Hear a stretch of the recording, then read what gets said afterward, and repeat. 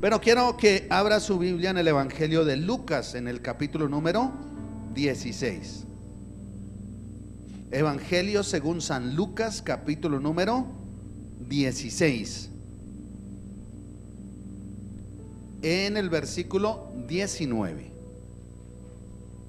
Lucas, Evangelio de Lucas, capítulo 16, versículo 19. Probablemente usted ha escuchado esta parábola alguna vez. Estoy casi seguro que la mayoría de los que están aquí han escuchado de esta parábola alguna vez. Y antes de introducirnos al texto, quiero explicarle qué es una parábola. Una parábola es una narración cuyo principal propósito es enseñar una verdad espiritual a través de una alegoría o de una sucesión de metáforas o de una narración que puede ser cierta o puede ser ficticia, a través de una prosopopeya, a través de una figura literaria o a través de una narración, pero que nos enseña una verdad espiritual. De las parábolas no podemos hacer doctrina. Las parábolas no son para enseñarnos asuntos doctrinales, sino para enseñarnos verdades espirituales. Y pongo un ejemplo.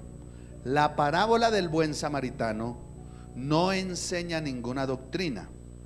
Cuando la gente interpreta que los 3 días que se fue la persona que ayudó al samaritano, cuando la gente interpreta que son los 3 días que Jesús duró en el sepulcro, eso no es así. Lo que enseña la parábola del samaritano es una verdad espiritual.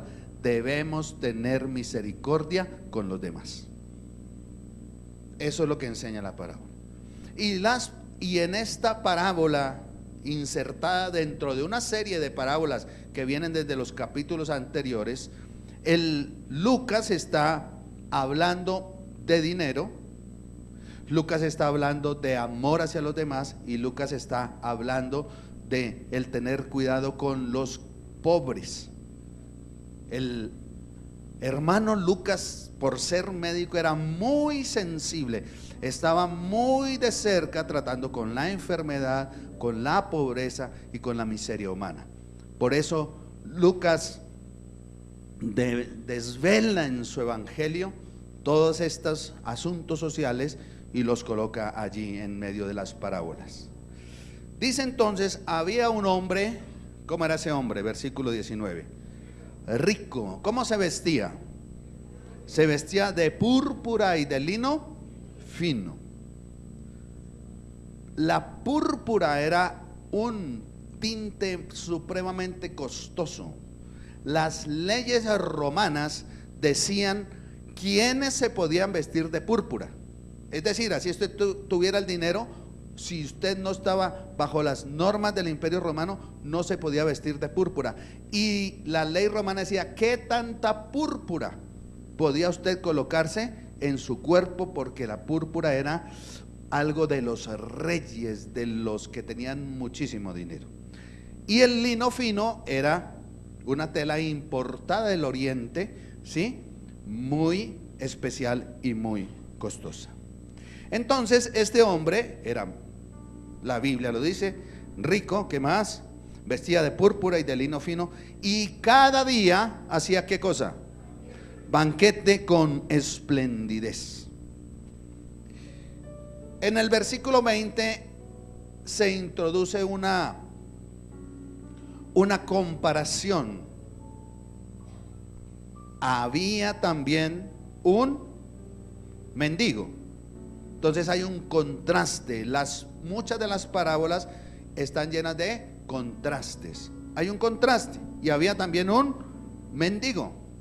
Él le coloca nombre, llamado Lázaro. que estaba echado a la puerta de aquel, ¿de quién? Del rico. ¿Y cómo estaba?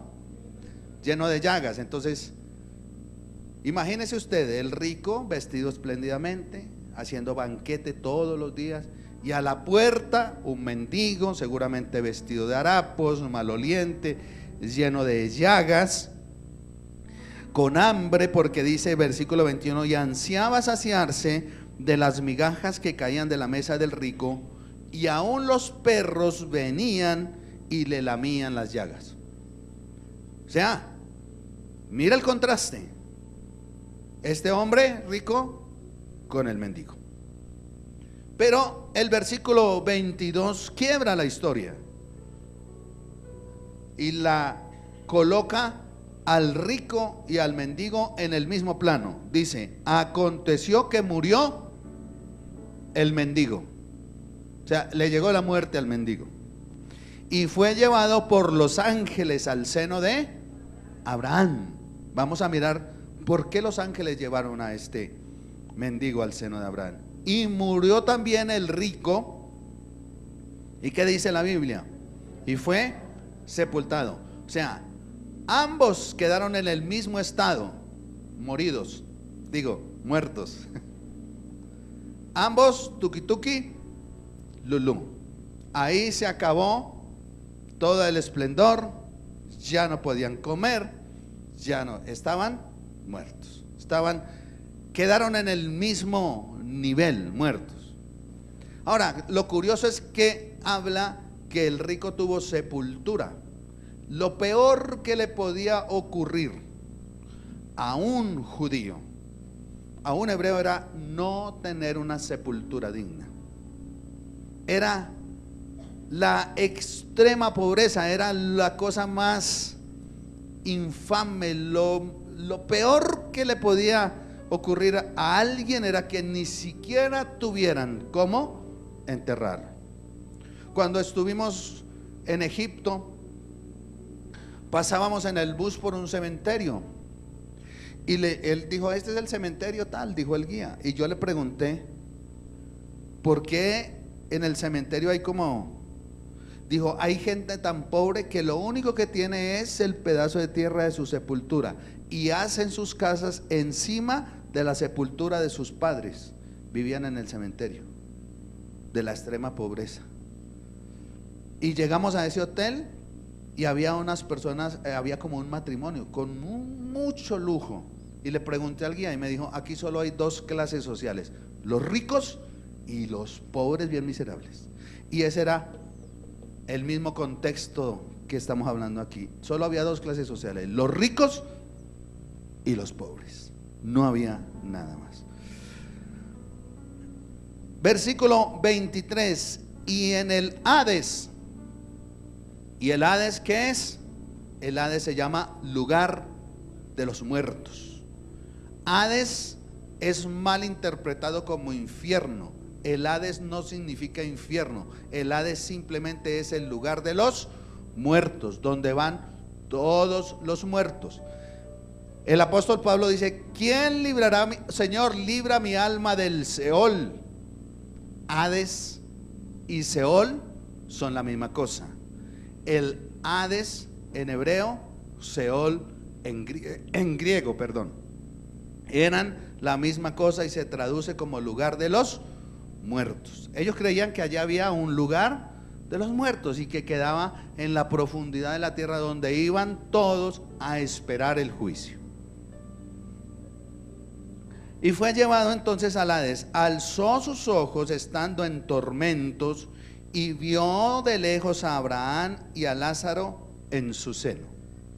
Entonces él, dando voces, dijo, Padre Abraham, ten misericordia de mí.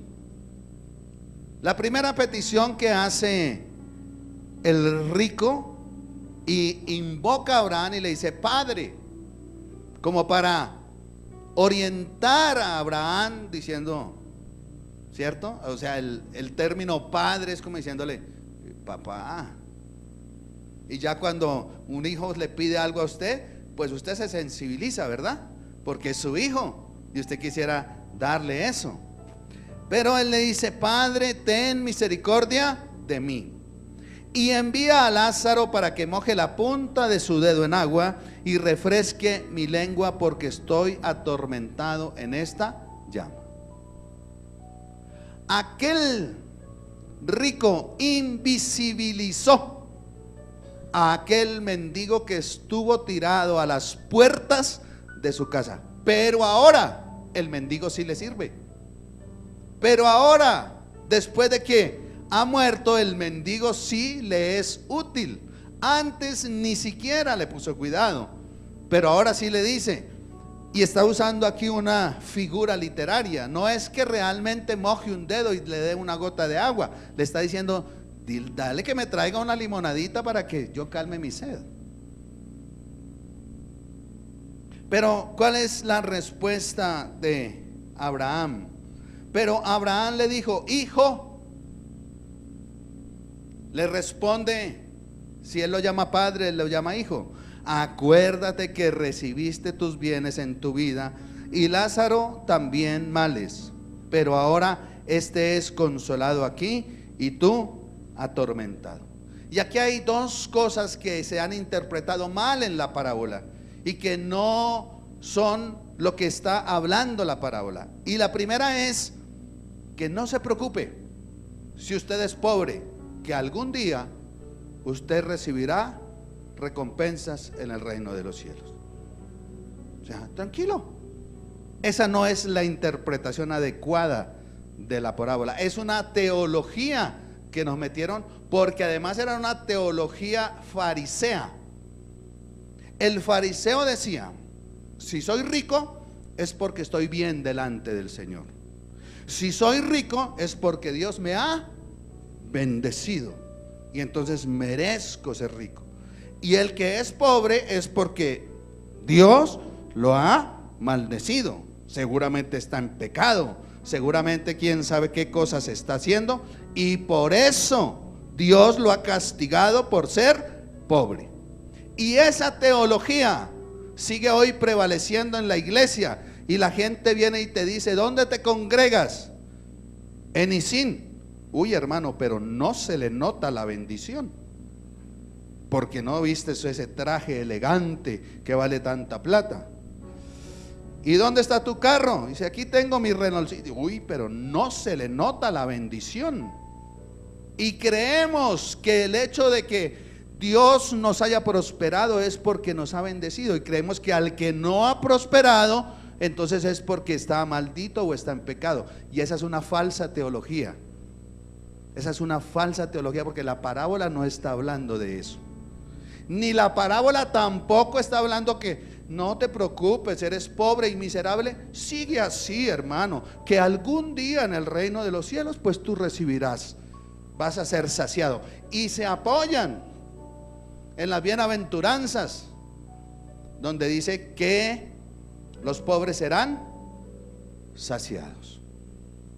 Así que esa no es la interpretación de la parábola, y vamos a seguir adelante. Además de todo esto, hay una gran cima que está puesta entre nosotros y vosotros, de manera que los que quisieren pasar de aquí a vosotros no pueden pasar ni de aquí para allá, ni de allá para acá. Es decir, el padre Abraham le dice: hay dos cosas, mijo. Primero, usted tuvo lo que tuvo, y segundo, hay una gran abismo, y usted no se puede pasar de aquí para allá ni de allá para acá. La parábola no está hablando del cielo y del infierno, y en los próximos domingos vamos a hablar acerca de eso, porque en el cielo ni en el infierno nosotros tendremos la capacidad de ver. ¿Usted se imagina a una mamá estando en el cielo y viendo a su hijo en el infierno condenado? ¿Eso sería un descanso? No sería un descanso.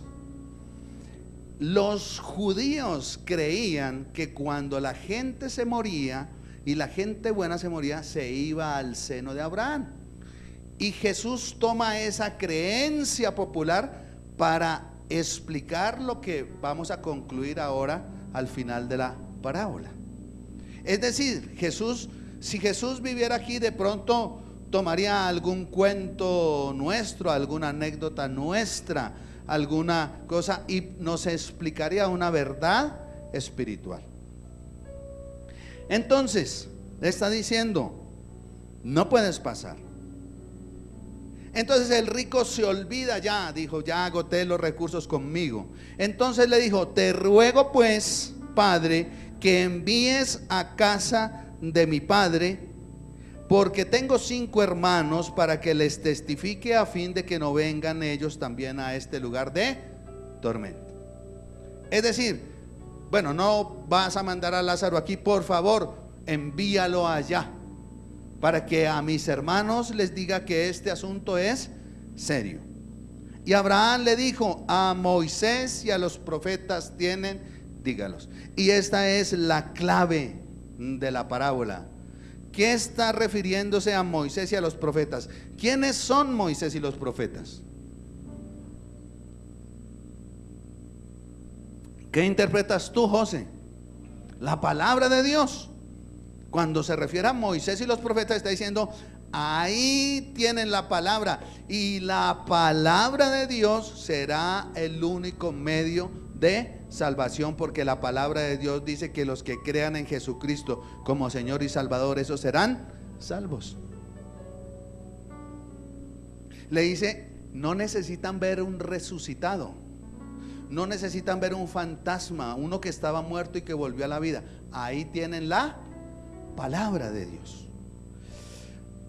Entonces él dijo, no, padre Abraham, pero si alguno fuere de ellos de entre los muertos, se arrepentirán. Abraham le dijo, si no oyen a Moisés y a los profetas, tampoco se persuadirán, aunque alguno de ellos se levante de los muertos. Es decir, si no crees en la palabra, si no creemos en la palabra, ninguna otra cosa los hará convencer. La gente ha visto milagros. Yo les conté que estuve con alguien, me dijo, no, yo creo en Dios porque ella sanó a mi mamá. Mi papá estaba de muerte. La manicurista me dijo, estaba de muerte y el Señor la sanó. ¿Y por qué no has vuelto a la iglesia? ¿Y por qué no te has vuelto a congregar? Ay, sí, yo tengo que ir a la iglesia. No fue suficiente un milagro. A veces ni las señales ni los milagros son suficientes para que la gente crea. La gente cree y agradece, pero lo que es verdad es la palabra del Señor. Y esto es lo que nos está enseñando la parábola, que la palabra de Dios es fuente de todo arrepentimiento. Cuando tú lees la palabra la palabra es viva y eficaz, uno puede decir, claro, aquí está. Les dije que en el versículo anterior Lucas estableció que los fariseos eran amantes del dinero y se burlaban de Jesús cuando él les dijo, busquen los tesoros en el cielo y no en la tierra, donde el orín y la polilla corrompe. Y los fariseos se reían. Antes les estableció otra parábola y les dijo, un hombre hizo una gran cosecha y acumuló mucho producto, y que el hombre dijo, ¿y ahora qué voy a hacer con tanta bendición, con tanto? Pues voy a construir graneros más grandes y voy a acumular allí, y voy a decir, alma mía, ya tienes suficiente para toda la vida, ahora come, bebe y gózate de la vida. Y que el Señor le dijo, tonto, necio, esta noche vienen por tu alma, esta noche te mueres, ¿y a quién le va a quedar todo eso que produjiste? Y dice que los fariseos se reían, se burlaban. La teología farisea, ya lo dije, alentaba a decir que la riqueza era señal de bendición y la pobreza era señal de maldición.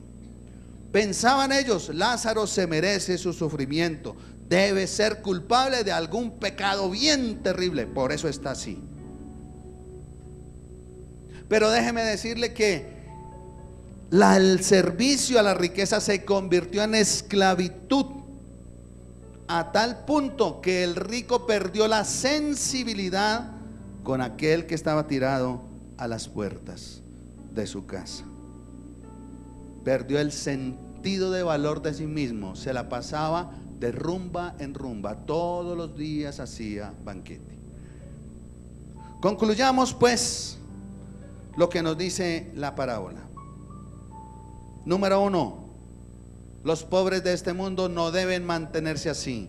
Debemos procurar salir adelante, debemos procurar mejorar nuestra condición económica. El relato no quiere que el pobre y el rico sigan viviendo en mundos separados. ¿Qué separaba al rico y al pobre en vida? Una puerta. Y yo quiero preguntarle en esta mañana, ¿usted cree que las puertas hablan? ¿Será que las puertas hablan?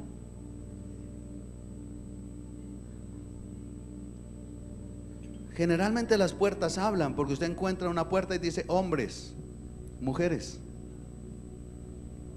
Las puertas hablan porque usted llega a la puerta de un banco y dice horario de atención hasta las 3. Y usted llegó a las 3:05 y la puerta está cerrada. Las puertas hablan, dice solamente personal autorizado, no pase. Las puertas hablan. Y el contacto entre el rico y el pobre era solamente una puerta.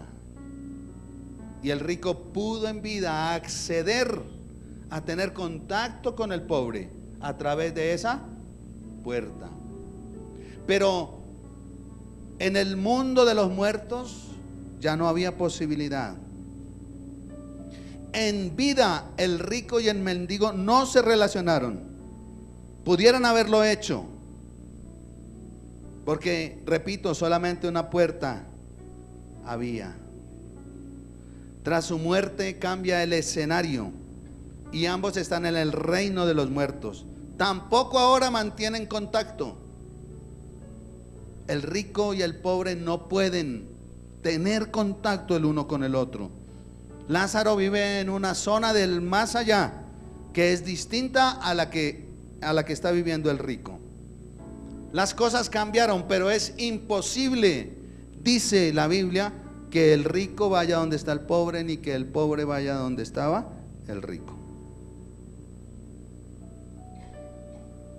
Cuando estaban vivos aún era posible que los dos se relacionaran, que la división social entre el rico y el pobre fuera acortada.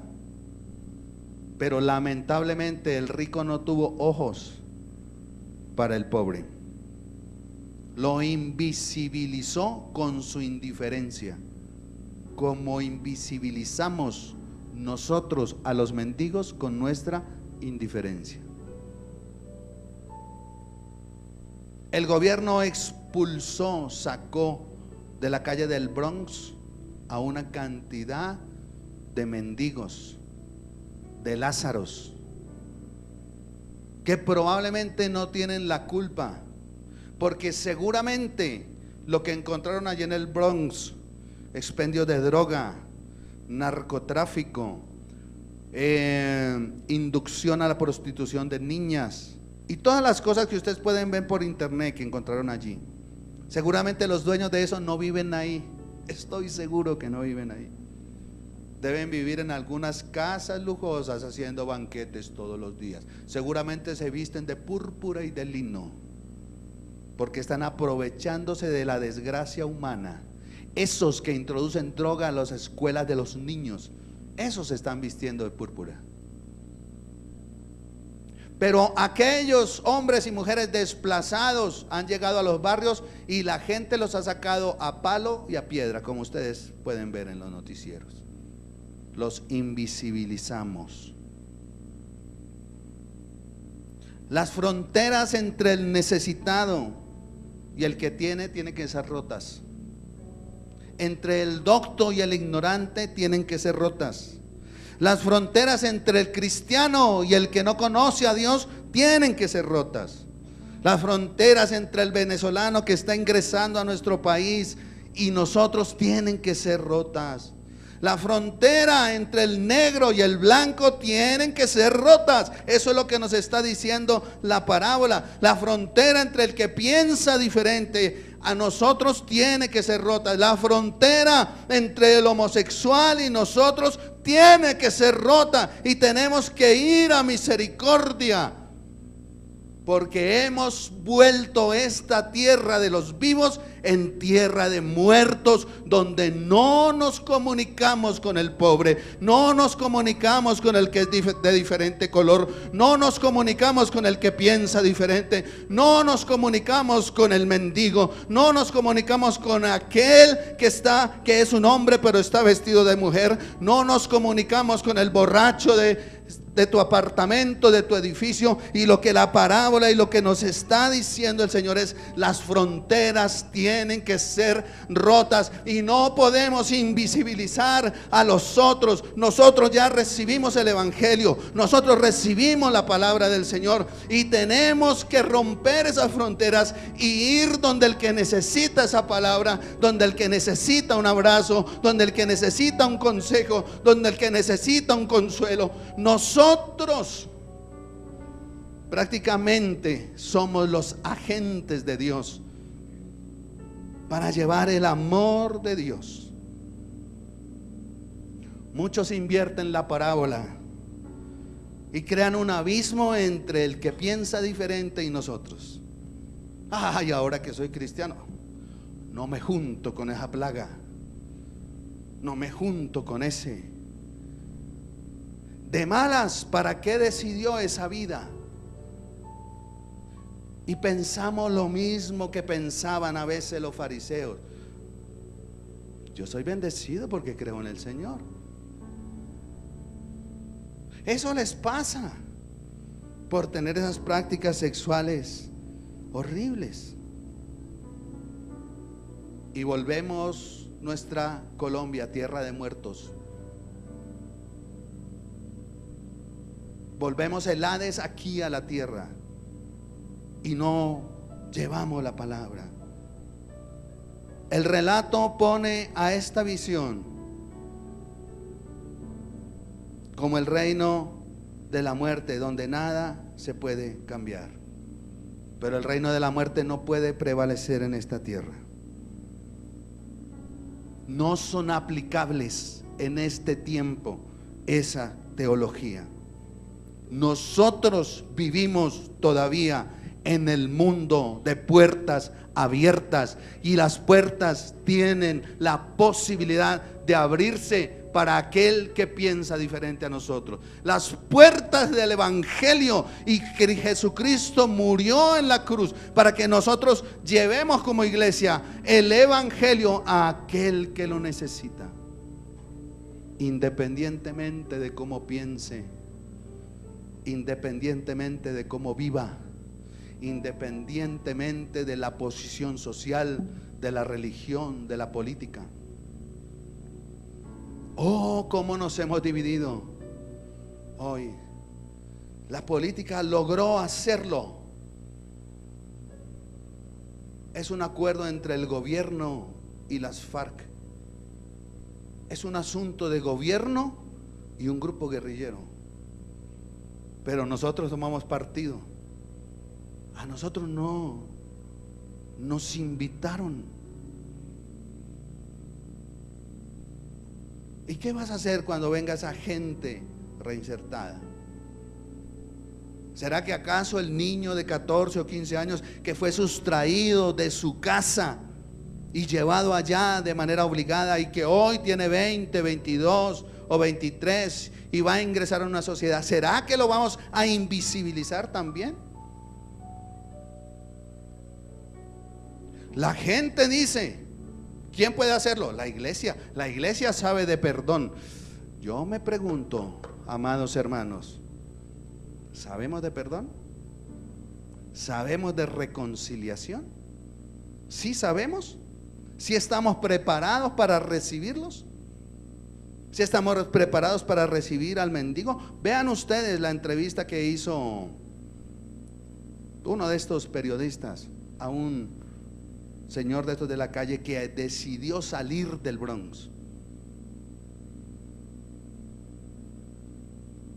para que se den cuenta el amor de la familia.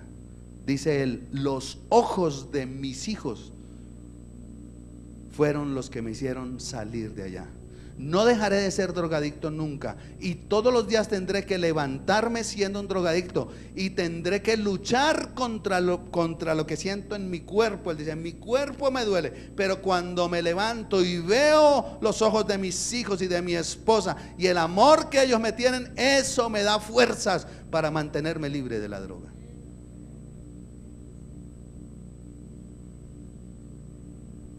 Jesús vino a predicar amor, pero no amor entre nosotros. Pues sí, amor entre nosotros, pero es que es fácil, hermano, venir y darte un abrazo, viejo. Es fácil. Él es mi hermano, es hincha de Millonarios además. Más fácil.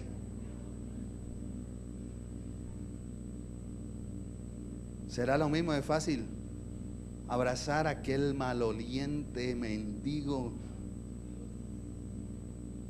¿Será así de fácil? Eso fue lo que enseñó Jesús.